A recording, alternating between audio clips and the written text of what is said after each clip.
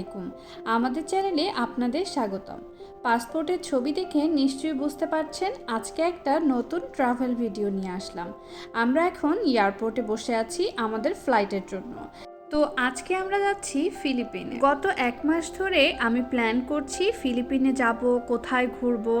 তো সব কিছু মিলায় আমি ভীষণ এক্সাইটেড ফিলিপিনে যাওয়ার জন্য। আর ফিলিপিনের এমন কিছু জায়গা আছে যা দেখলে আপনার মনে হবে পৃথিবীর স্বর্গ। ফিলিপিনের চারপাশটাই কিন্তু সমুদ্রে বেষ্টিত। অলমোস্ট 7,500-এর মতো আইল্যান্ড আছে এখানে। তো এত আইল্যান্ড কিন্তু 1 মাস বা 2 মাসেও শেষ করা সম্ভব নয়। তাই আমরা যেহেতু মাত্র 10 দিনের জন্য যাচ্ছি, আমরা মাত্র 2টা আইল্যান্ডে ঘুরবো। এই আইল্যান্ডগুলো চুজ করতেও কিন্তু আমার খুবই কষ্ট হচ্ছিল, কারণ সব আইল্যান্ডই এত সুন্দর। তো ফাইনালি আমি 2টা আইল্যান্ড সিলেক্ট করেছি। আমরা রাত 12:30টার দিকে ম্যানিলা এয়ারপোর্টে ল্যান্ড করেছি অলরেডি। সব ফর্মালিটিস শেষ করে ব্যাগ পেতে আমাদের রাত 3টা 3:30 বেজে গিয়েছিল। এরপরে হচ্ছে আমাদেরকে সিম নিতে হয়েছে। সব কিছু করে আমাদের আবার নেক্সট ফ্লাইট ছিল ভোর 6টার সময়। সেটা হচ্ছে ম্যানিলা থেকে পুয়ের্তো প্রিন্সেসা পর্যন্ত। আমরা আসলে যাব এলনিডো একটা ছোট্ট আইল্যান্ড। তো ওখানেও আপনারা এয়ারপোর্ট পেয়ে যাবেন, কিন্তু ওখানে যে এয়ারপোর্টগুলো আছে সেগুলো হচ্ছে খুব ছোট এয়ারপোর্ট। সেখানে আপনি লাগেজ নিতে পারবেন মাত্র 7 কেজি। তো আমাদের যেহেতু লাগেজ বেশি ছিল, তাই আমরা প্রথমে যাই পুয়ের্তো প্রিন্সেসাতে। সকাল 7:30টার দিকে আমরা পুয়ের্তো প্রিন্সেসাতে পৌঁছায় যাই, এবং সেখান থেকে এয়ারপোর্ট থেকে বের হলেই আপনারা ছোট মাইক্রো বাসের মতো পেয়ে যাবেন, যেগুলো শেয়ার মাইক্রোবাস। ওগুলোতে একসাথে 7 থেকে 8 জন বসা যায়।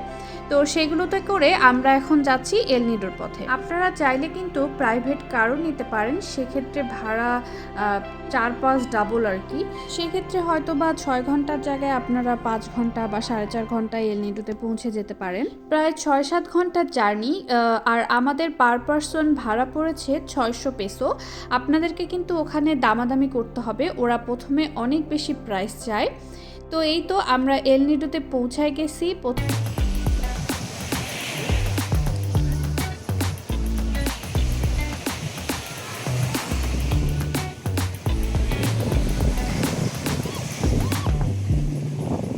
তো এই যে এতক্ষণ হচ্ছে আমরা এই পাহাড়টা ঠিক ওই সাইডে ছিলাম, এখন এ পাশে চলে আসলাম।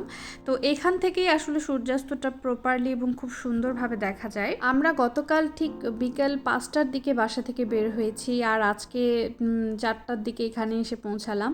তো পুরো 24 ঘন্টার একটা জার্নির পর এত সুন্দর একটা সানসেট কিন্তু সব ক্লান্তিকে দূর করে দেয়। তো পুরোটা সানসেট দেখার পরে হচ্ছে আমরা আবার বাইক নিয়ে শহরের দিকে ব্যাক করি। তো এলনিডো আসলে খুব ছোট্ট একটা শহর। এলনিডো শহর নিয়ে আরও একদিন একটা ভিডিও বানাবো। মাত্র 2 থেকে 3 কিলোমিটারের মধ্যেই শহরটা আসলে শেষ হয়ে যায়।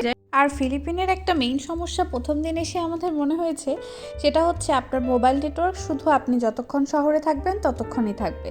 আপনি শহর থেকে একটু বাইরে বের হয়ে গেলে আপনার মোবাইলের নেটওয়ার্ক কিন্তু একদম জিরো হয়ে যাবে। তো এটা একটা বিশাল বড় সমস্যা আমার কাছে মনে হয়েছে।